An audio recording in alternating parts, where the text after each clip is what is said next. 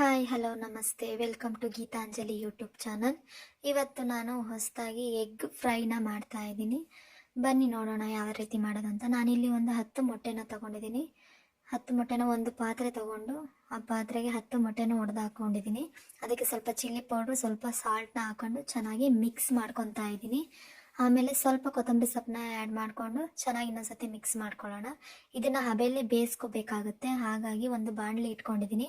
ಅದಕ್ಕೆ ಸ್ವಲ್ಪ ನೀರು ಹಾಕಿ ಮೊಟ್ಟೆನ ಇಟ್ಟು ಒಂದು ಪ್ಲೇಟ್ನ ಮುಚ್ಚಿದ್ದೀನಿ. ಇವಾಗ ಅದು ಸ್ವಲ್ಪ ಬೇಯಬೇಕು. ಅದನ್ನು ಇವಾಗ ನೋಡಿ ಬೆಂದಿದೆ. ಅದನ್ನು ಹಿಡ್ದನ್ನೆಲ್ಲ ಕಟ್ ಮಾಡ್ಕೊಳ್ಳೋಣ.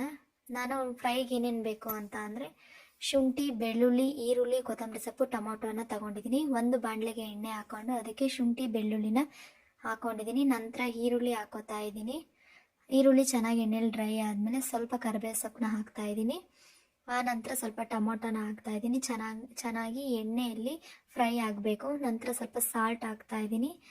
ಈರುಳ್ಳಿ ಮತ್ತು ಟೊಮೊಟೊ ಚೆನ್ನಾಗಿ ಬೇಯಬೇಕು. ನಂತರ ಸ್ವಲ್ಪ ಮಿಕ್ಸ್ ಮಾಡ್ಕೊಳ್ಳೋಣ ಈಗ ಒಂದ್ಸತಿ. ಆ ನಂತರ ಸ್ವಲ್ಪ ಸಾಫ್ಟ್ ಆದಮೇಲೆ 1 ಸ್ಪೂನ್ ಧನಿಯಾ ಪುಡಿನ ಹಾಕ್ತಾ ಇದ್ದೀನಿ. ಆ ನಂತರ ಅರ್ಧ ಸ್ಪೂನು ಮೊಟ್ಟೆ ಮಸಾಲೆ ಪುಡಿನ ಹಾಕ್ತಾ ಇದ್ದೀನಿ. ಇಲ್ಲಿ ಯಾವುದೇ ಥರದ ಸಾಸ್ಗಳನ್ನು ಬಳಸ್ತಾ ಇಲ್ಲ, ಎಲ್ಲ ಹೋಮ್ ಮೇಡಾಗೆ ಮಾಡ್ತಾ ಇರೋದು.